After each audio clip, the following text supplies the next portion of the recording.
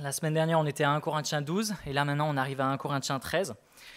Et c'est vrai que ce passage de 1 Corinthiens est assez particulier, assez difficile à lire, puisqu'en fait, ça met en contradiction ce que vive cette Église. Ils voulaient être les meilleurs chrétiens possibles. Individuellement, ils voulaient être les meilleurs chrétiens possibles. On a vu en début de livre de 1 Corinthiens que certains voulaient se revendiquer de Paul, d'autres d'Apollos, d'autres de Pierre. Et Paul leur dit, mais non, mais vous n'avez pas compris. L'Église, c'est l'équipe de Christ. C'est l'équipe de Christ où il faut en être membre. Et la semaine dernière, nous avons vu les dons spirituels. Tout le monde voulait avoir le don spirituel le plus visible, le plus incroyable, celle où il y a une manifestation la plus forte. Et David nous a rappelé qu'en fait, les dons spirituels sont faits pour l'unité et pour l'édification de l'Église.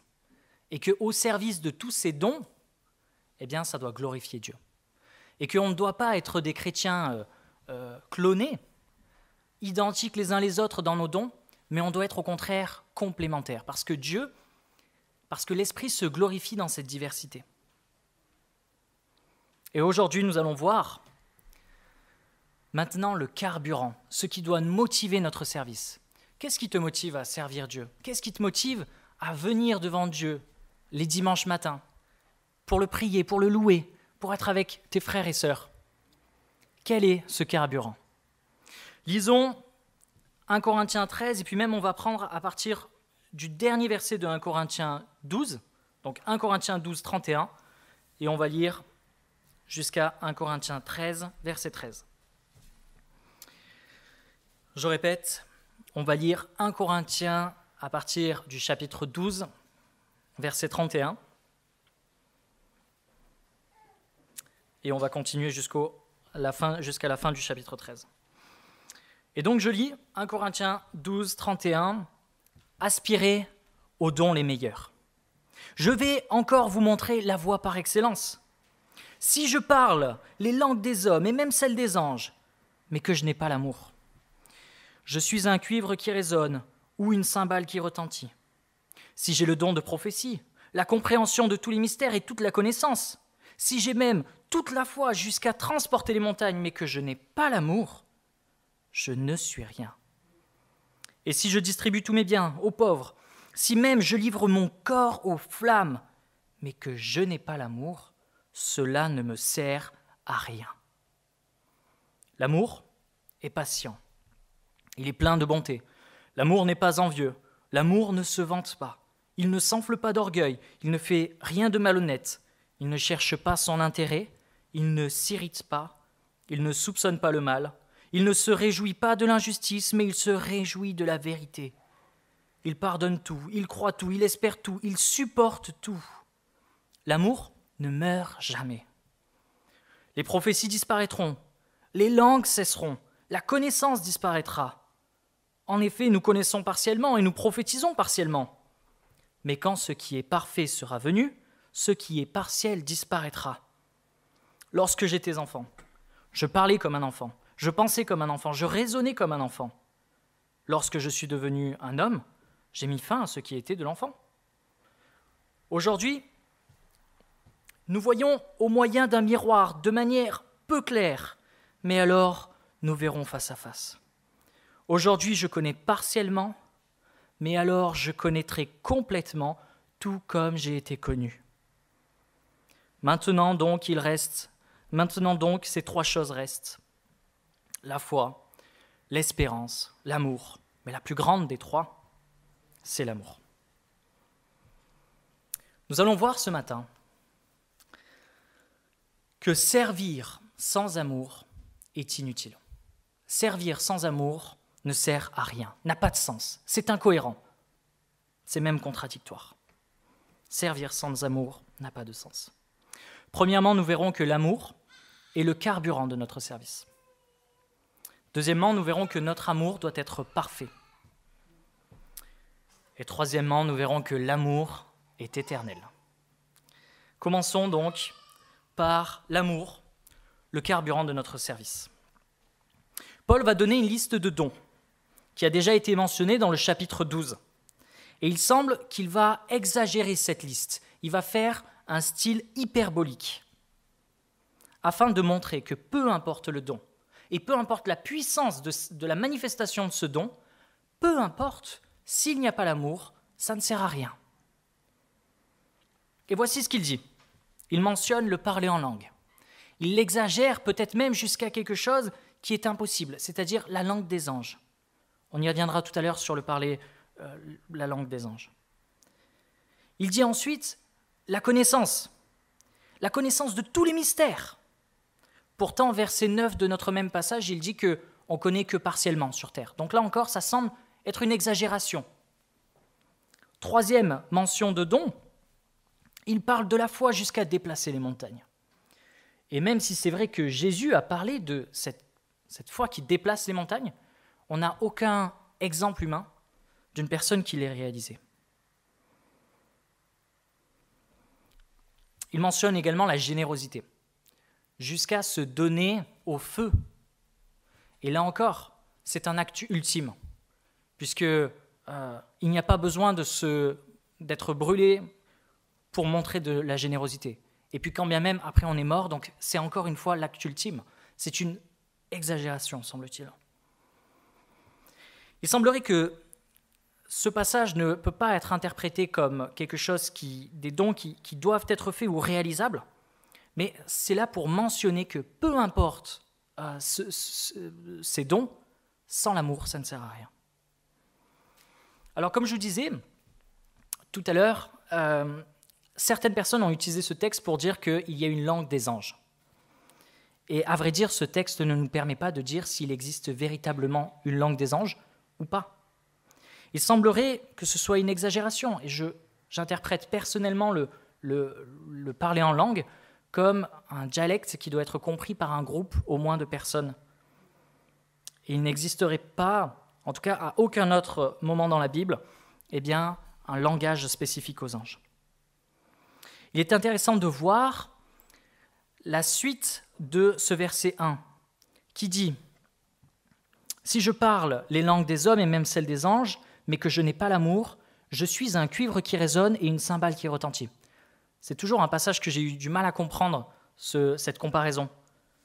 Je suis un cuivre qui résonne et une cymbale qui retentit. Alors c'est mon côté où je ne suis pas musicien, je ne suis pas mélomane, donc je ne me rends pas compte. Mais en fait, c'est quoi ? C'est un son qui est continu. Ça peut être aussi bien beau que horrible. C'est un son continu. Et dans les anciennes versions, comme celle de Martin 1744, il est dit « Je suis comme l'airain qui résonne et comme une cymbale retentissante. » Alors, j'ai cherché, comprendre un peu mieux qu'est-ce que ça voulait dire. Les fouilles archéologiques ont montré que près de Corinthe, il y avait des marmites d'airain qui ont été découvertes, qui servaient à d'anciens cultes païens. On mettait plusieurs marmites, les unes à côté des autres, et dès qu'on tapait sur une des marmites, ça résonnait, ça créait un son qui se diffusait aux autres marmites. Et comme ça faisait un son continu. Et les prêtres païens interprétaient ce son comme des murmures divins. Quand Paul fait allusion à ces marmites d'airain, il disait que sans l'amour, même si vous pouvez parler la langue des anges, vous n'êtes qu'un murmure, un son continu, mais qui n'a pas de valeur. Puisque voici la réalité. Et comprendre ça, c'est comprendre tout le message. La réalité, c'est que servir sans aimer, ça n'a pas de sens. C'est contradictoire. L'amour doit être le carburant de notre service, comme le service doit se faire avec amour. Imaginons que l'on est l'un, mais pas l'autre. Imaginons qu'on invite un prédicateur très doué, qui a de belles illustrations, qui nous interpelle, etc., etc. C'est un excellent prédicateur, il est doué dans l'enseignement. Mais qui, en descendant de l'estrade, quand on vient le remercier en lui disant « Merci, Dieu t'a béni », il nous pousse et il nous dit « Il est où le restaurant ? Moi, j'ai rien à faire ici. » On se dirait « Mais il a manqué d'amour, là. C'est pas normal. » Imaginons encore qu'il y a une personne très riche. Elle a des entreprises, des maisons, des voitures, elle vend tout. Elle met tout dans une grande valise remplie de billets. Elle l'apporte à l'église, elle la jette comme ça au travers de la pièce, elle dit « Tenez, c'est pour vous !» On se dirait « Mais non, mais fais pas ça, fais pas ça !» Ça serait l'exemple d'un service, mais fait sans amour. Et à contrario, imaginez une personne qui aime, mais qui ne sert pas. Vous croisez un de vos frères ou sœurs que vous avez vu pendant longtemps à l'église, vous le croisez dans la rue, il est en train de faire l'aumône. Et là, à ce moment-là, vous lui tapez dans le dos et vous lui dites « Ah, tu te souviens, enfin, tu sais comme je t'aime de l'amour de Christ. Tu es mon frère, tu es ma sœur, je t'apprécie, on a passé tellement bon moments ensemble. Ah, et puis au ciel, ça va être génial. » Et puis ensuite, on s'en va. On dit « à bientôt, hein, que Dieu te bénisse, que Dieu te bénisse. » On montrerait de l'amour, mais on ne serait pas juste dans notre service. Non, ce qui serait juste, ce serait qu'on aille aider cette personne, qu'on lui donne à manger, qu'on lui donne un toit. Ce serait ça le véritable amour. Aimer, c'est servir. Et servir doit se faire en aimant. Paul va rappeler que c'est ce qui doit nous habiter. Et c'est pour ça qu'il va nous donner un des plus beaux descriptifs de ce que peut être l'amour. Et nous passons donc à notre deuxième point. L'amour doit être parfait. Le verset 4 au verset 7 est parfois utilisé dans des mariages ou par des profanes pour mentionner ce que doit être l'amour. Même des personnes non chrétiennes qui ne sont pas habituées à lire la Bible peuvent se dire que ce texte est magnifique. Mais rappelons-nous que ici, on est dans le contexte de l'Église. Ça n'est pas seulement dans le cercle privé du mariage, mais c'est l'Église en fait. C'est l'amour normatif qui doit nous habiter quand nous faisons partie de l'Église. Cet amour doit être normal et doit être quotidien.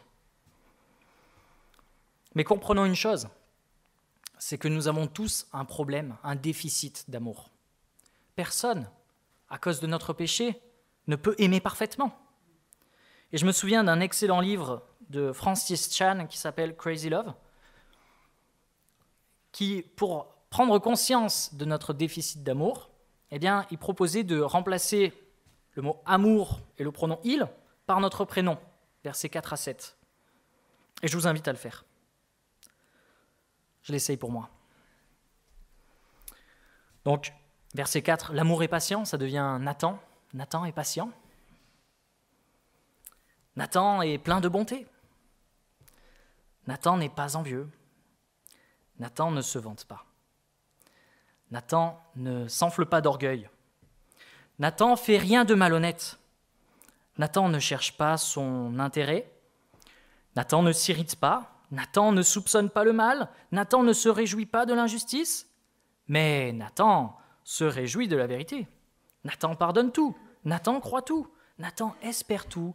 Nathan supporte tout. Alors pour ceux qui ont fait l'exercice avec moi, c'est difficile, hein ? Parce qu'au fond de nous, il y a une petite voix qui crie « C'est faux !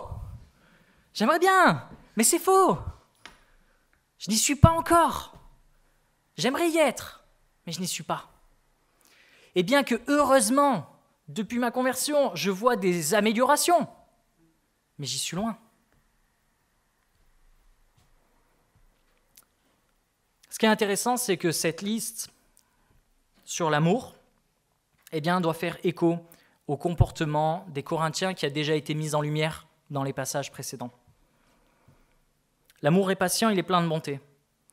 Pourtant, les Corinthiens, quand ils devaient manger tous ensemble, ne s'attendaient pas les uns les autres. Certains étaient ivres, alors que d'autres n'avaient pas encore mangé, n'avaient peut-être rien à manger. Est-ce que c'est digne d'un amour patient et bon ? L'amour n'est pas envieux, il ne se vante pas, il ne s'enfle pas d'orgueil. Mais pourtant, ils voulaient tous être les meilleurs chrétiens possibles. Dans la meilleure équipe, celle d'Apollos, de Pierre, de Paul. Ils voulaient avoir le don le plus spectaculaire. Ils se jalousaient même pour ça. L'amour ne fait rien de malhonnête, il ne cherche pas son intérêt, il ne s'irrite pas, il ne soupçonne pas le mal, il ne se réjouit pas de l'injustice, mais il se réjouit de la vérité. Pourtant, ils se portent plainte les uns contre les autres, devant des tribunaux extérieurs. Les Corinthiens, tout comme nous, étaient loin du compte. Alors on pourrait se poser la question, oui, aimer. On sait qu'il faut aimer. On le sait. Mais si ce n'est pas naturel, est-ce que le chrétien vraiment doit se forcer? Alors 4 remarques sur l'amour.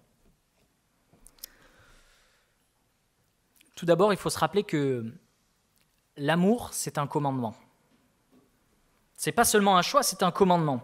Quand on vient voir Jésus et on lui dit « C'est quoi le plus grand des commandements ?» Voici ce qu'il répond en Matthieu 22, 37. « Tu aimeras ton Dieu, le Seigneur ton Dieu, de tout ton cœur, de toute ton âme et de toute ta pensée. » C'est le premier et le plus grand des commandements. Et voici le deuxième qui lui est semblable. « Tu aimeras ton prochain comme toi-même. » De ces 2 commandements dépendent toute la loi et les prophètes. Si parfois on est tenté de se dire « il y a des jours avec et il y a des jours sans, avec telle personne », eh bien rappelons-nous que Dieu m'ordonne de l'aimer. Quand on se pose la question « est-ce que je dois aimer tel individu, tel collègue de boulot, quand je dois aimer tel voisin, tel membre de ma famille ?» Rappelons-nous que Dieu ne nous laisse pas le choix, nous devons aimer. C'est lui obéir. Deuxième remarque, l'amour montre que je suis un enfant de Dieu. En devenant chrétien, en étant racheté par Christ, son esprit vient en nous et nous transforme de l'intérieur et ça doit se manifester à l'extérieur. 1 Jean chapitre 4, versets 7 à 8.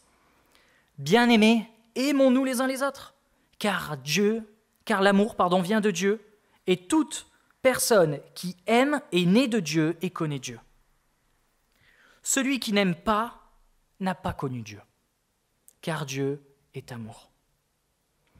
L'amour est la preuve de mon salut en Jésus-Christ.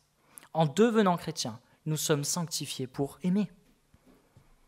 Si tu te demandes si tu es sauvé, pose-toi la question. Où est-ce que j'en suis dans mon amour? Est-ce que sincèrement j'ai un amour pour ceux qui m'entourent, pour mon Église? Si sincèrement tu as cet amour, c'est très certainement parce que Dieu te l'a donné.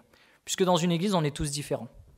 On est tous différents et c'est difficile naturellement de tous s'aimer, mais par l'amour de Christ qui nous sanctifie, eh bien ça devient possible et ça devient même, je pense, facile. Et si ce n'est pas le cas, si une personne se dit « bah non, je pense que j'aime pas », eh bien je vous encourage à vous remettre en question. Ce texte de 1 Jean nous dit que si on n'aime pas, nous ne sommes pas connus de Dieu. Troisième remarque sur l'amour. L'amour couvre le péché. L'amour a également la capacité de couvrir les péchés. En 1 Pierre, chapitre 4, versets 7 à 8, « La fin de toute chose est proche. Soyez donc sages et sobres, afin de vous livrer à la prière. Avant tout, ayez un amour ardent les uns pour les autres, car l'amour couvrira une foule de péchés. » Par amour, nous pouvons pardonner les autres. Si, et j'en reviens à ce que j'ai dit tout à l'heure, si une personne se définit comme chrétien et pourtant elle possède une liste longue, comme mon bras, qu'elle met souvent à jour des personnes qu'elle déteste le plus, par ordre de puissance, elle doit se poser la question, est-ce que vraiment je suis là pour aimer? Et moi je me souviens, c'est une des choses que j'ai vu le plus rapidement changer en moi quand je suis devenu chrétien. Là où avant j'avais des personnes que j'aimais pas, que j'appréciais pas, que je voulais pas voir avec qui vraiment voilà, il y avait presque une haine. C'était plus un manque d'amour, c'était vraiment une haine pour ces personnes. Après coup, je me suis dit waouh, mais en fait, ouais, non, c'est une créature de Dieu, ok, c'est une personne. On s'entend pas, mais ouais, je veux l'aimer quoi. Je veux la pardonner. Je veux lui pardonner. Alors, n'allons pas non plus jusqu'à un absolu. Pardonner quelqu'un, ça ne veut pas dire oublier tout ce qui s'est passé avant. Imaginons qu'on ait eu un gros conflit avec une personne, une difficulté forte, eh bien, on ne va pas forcément pardonner et oublier tout ce qui s'est passé avec cette personne. Non, on peut lui pardonner, mais dire, ok, je me souviens que cette fois-ci, je m'étais fait avoir avec telle personne. Je vais l'aimer, je vais la pardonner, mais sur tel aspect, je ne vais plus lui faire la même confiance, je ne vais plus lui donner la même confiance. L'exemple absolu, si une personne est condamnée pour acte de pédophilie, même chrétienne, même après des années, on ne va pas lui donner l'école du dimanche. Non, on va lui dire, écoute, tu étais une ancienne personne, pécheur, et tu as été racheté à Christ. Mais là, comprends bien que ça, c'est quelque chose qui est de ton ancienne vie. Il ne faut pas que tu sois là. Non, reste avec nous. Tu vas t'occuper d'autres services. Donc, l'amour couvre, l'amour pardonne, mais il y a certaines choses où on n'oublie pas. Quatrième remarque sur l'amour, c'est que Dieu lui-même est amour et son Fils est notre exemple parfait. Et là, je répète 1 Jean chapitre 4, verset 8, « Celui qui n'aime pas n'a pas connu Dieu, car Dieu est amour. » On peut également citer Romains, que tout à l'heure on a lu, Romains 5. « Mais voici comment Dieu nous montre l'amour qu'il a pour nous, alors que nous étions encore des pécheurs. Christ est mort pour nous. » Et on a tendance à pas bien comprendre ce verset en se disant, bah oui, Dieu est amour, c'est son métier de nous pardonner presque. Mais non. Par ce passage, Paul nous rappelle que nous étions pécheurs, éloignés de Dieu, ennemis de Dieu, en insulte devant Dieu. Et pourtant, lui, il a décidé de venir porter une croix sur laquelle ensuite il va être crucifié, tout en portant une couronne d'épines. Ça, c'est un amour extraordinaire. Et nous avons été rachetés par Christ pour être l'exemple de Christ.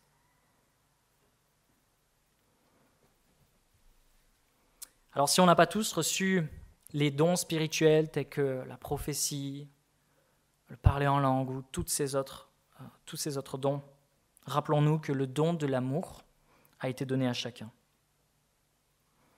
Et vous savez, j'ai la ferme conviction que si on aime trop peu, c'est parce que l'on ne comprend pas suffisamment l'amour de Dieu.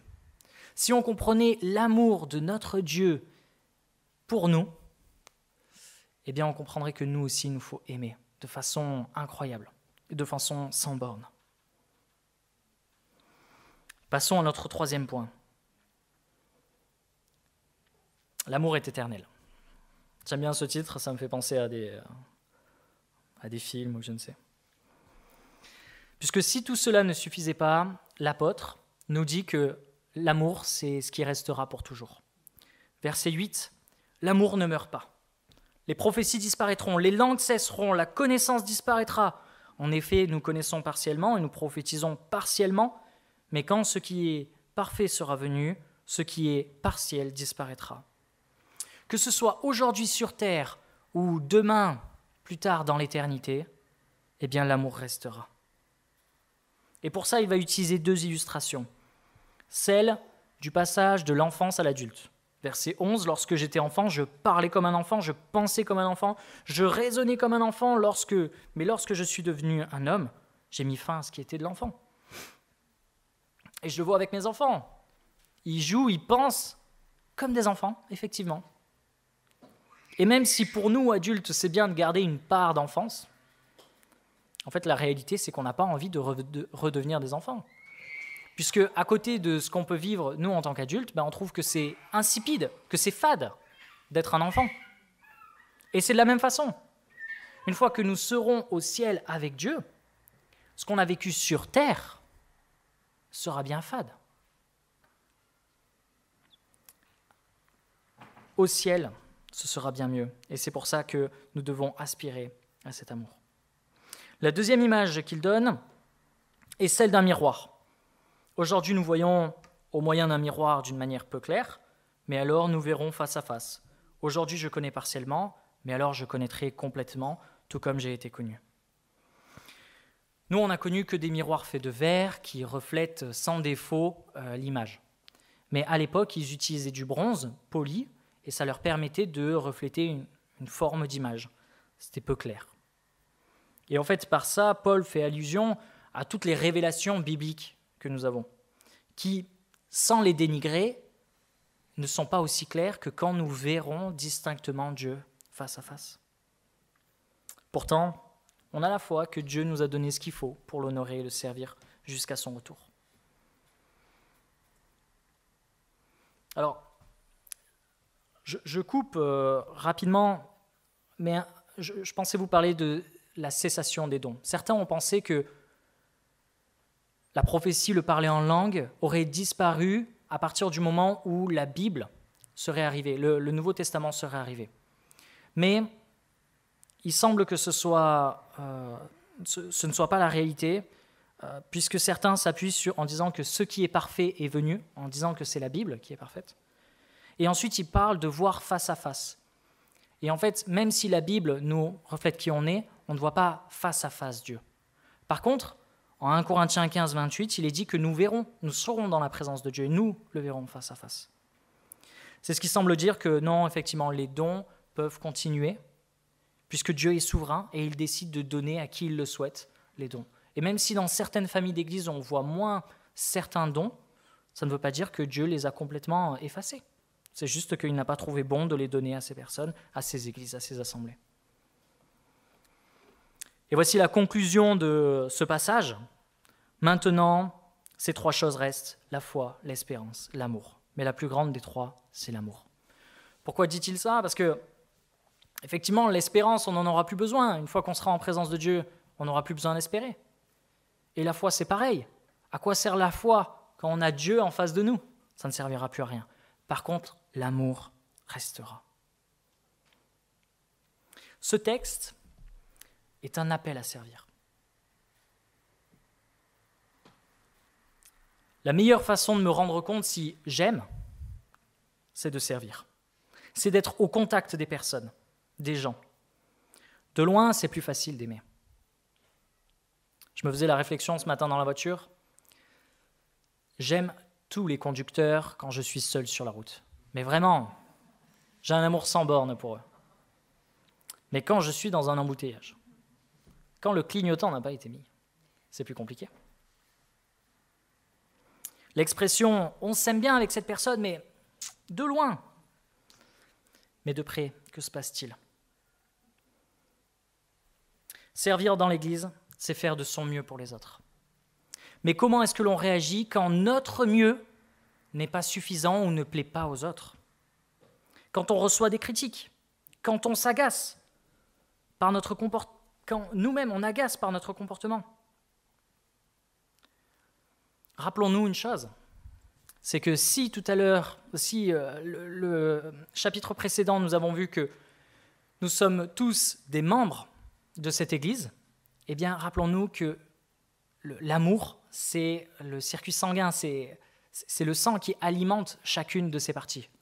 Sans amour, on est divisé, mais avec amour, on est un, et chaque partie peut servir.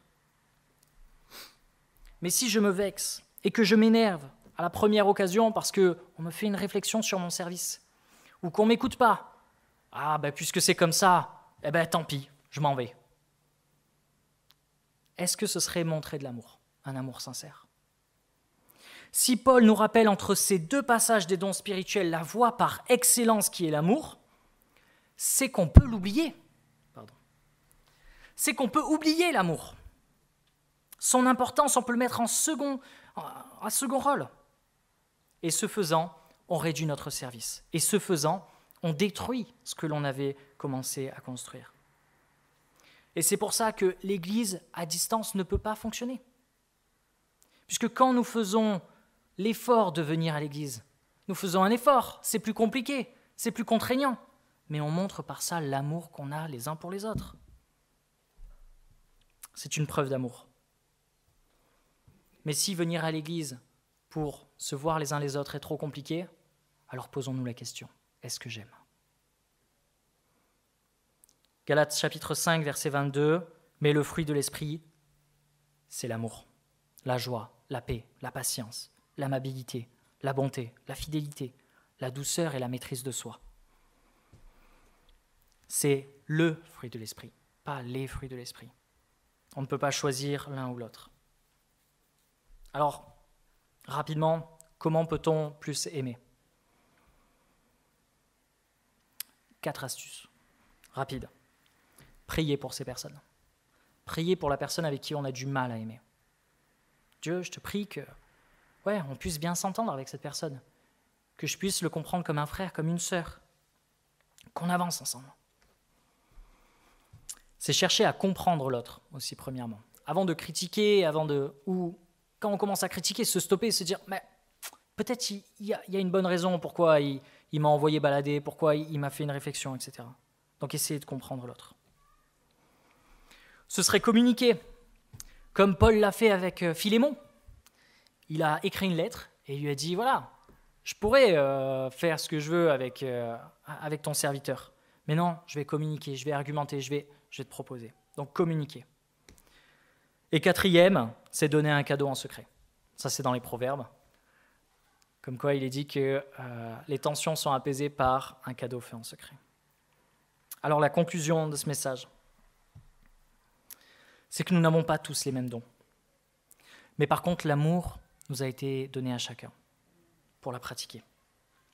Ma prière, c'est que Dieu nous donne, avant tout autre don, un désir sincère de l'aimer plus, lui, et de nous aimer plus les uns les autres. Que l'on souhaite placer l'autre à une place plus élevée que nous. Qu'on puisse être patient, rempli de bonté. Que l'on puisse se pardonner, que l'on puisse accepter nos différences. Car nous avons un point commun en Christ. C'est ma prière. Et je pense que à partir du moment où une église s'aime, effectivement, les dons se manifestent. Les autres dons se manifestent. Mais d'abord, ça doit partir de l'amour. Soyons une église accueillante. Sachons confondre les gens par notre bonté, par notre générosité les uns envers les autres. Et rappelons-nous une chose. Le service que l'on apporte est malgré tout moins important que l'amour que l'on se donne. Si on est là, et puis c'est drôle parce que ça arrive aujourd'hui, si on est là à pester sur telle chose qui se passe mal dans le Zoom ou je sais pas quoi, et qu'on se dit franchement voilà, je savais ils sont pas compétents ou machin tout ça. Est-ce qu'on montre de l'amour? Quelque part, il vaut mieux qu'un Zoom ne fonctionne pas bien, mais qu'on montre de l'amour plutôt que l'inverse, n'est-ce pas? Si tout à coup les musiciens se sont trompés de notes, mais qu'on leur montre un manque d'amour, ce serait terrible. Parce que Dieu ne veut pas qu'on soit de bons musiciens, il veut qu'on s'aime. Alors, mes frères, mes sœurs, si nous avons de l'amour, mettons-le au service pour notre Église, mettons-le au service pour notre Dieu. Je vais prier.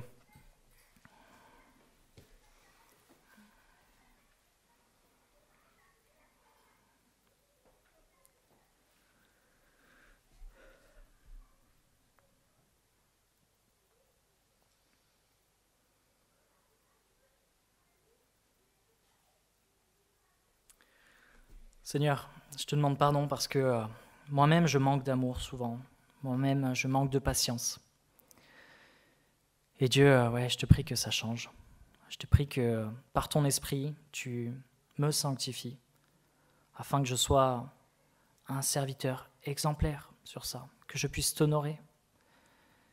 Seigneur, je te prie pour notre Église, que l'on puisse montrer avant toute chose de l'amour, qu'on ait une sincère envie de s'édifier les uns les autres, d'être unis. Je te prie, Seigneur, que ton Église à Istres t'honore et que l'on n'ait pas besoin d'être repris systématiquement, mais que l'on puisse avancer et cheminer, Seigneur. Bénis-nous, s'il te plaît, Dieu. Amen.